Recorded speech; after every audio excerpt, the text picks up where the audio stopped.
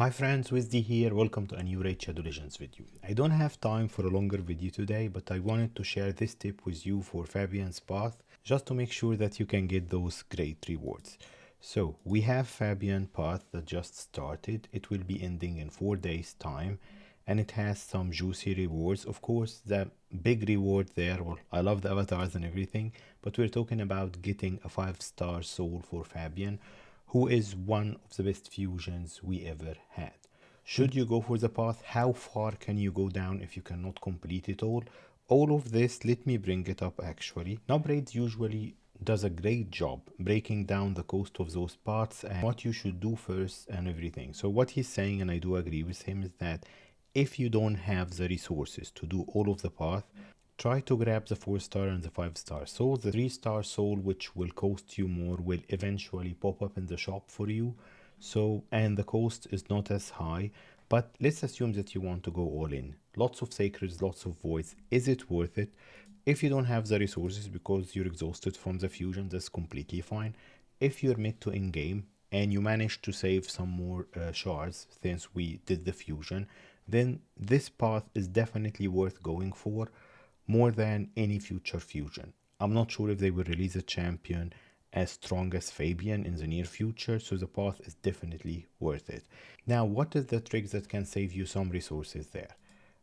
What do we see in the path? I'll come back to the portal. I just wanted to say you something. Upgrading champions, champ training, and summon rush. So why do we love to see these two together? Because simply you can use your green shard. So every green shard will give you 3 points. Like my 2.5k will give me 7.5k points just from opening all of my green shards. You see here what I usually do. I'll show you a quick example of what I'll do here. I need to clear more space if I'm doing this.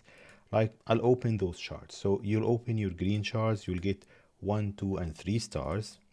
So we'll do this. Yep, we're already full. And then what I'll do, just to optimize and make up back some silver and green shards, basically I pick up a 2-star and then feed it the 1 stars. Yes, I can do the auto thing, but I don't want to feed the 2 stars because these I'll be using for food. I'll tell you how I do it now. Bring your 2 stars to 3 stars and then do 5 or 6 campaign runs using those 3 stars. And then what I'm doing here is that I'm feeding those also to each other. I'm making up food for the next fusion, so I'm making as many 4-star at level 1 as possible. It will make it really easier for the champ training in the next fusion. If you cannot do the next fusion, just keep the food for the one after this. But the main trick here is that use your green shards, feed them to each other. This can easily get you, depending of course of how many shards you have saved, this can get you 10, 12k points or even more. So basically, just I haven't opened any shards yet. So basically, look, I got 5k points just from doing this in the morning. Last point of advice here is about when should you open your shards, if you're opening your shards for this, because it's better than a fusion. Simply, most of the champions available Friday, Saturday and Sunday, most of them are good. What you should be looking for is which roles you're lacking. Do you want an ally attack and cleanser like Cardiel or Tuhanerak? Or do you want, for example, someone like Mighty Uko for your Hydra if you don't have him yet? Warlord for Arena if you love to play PvP and you don't have him.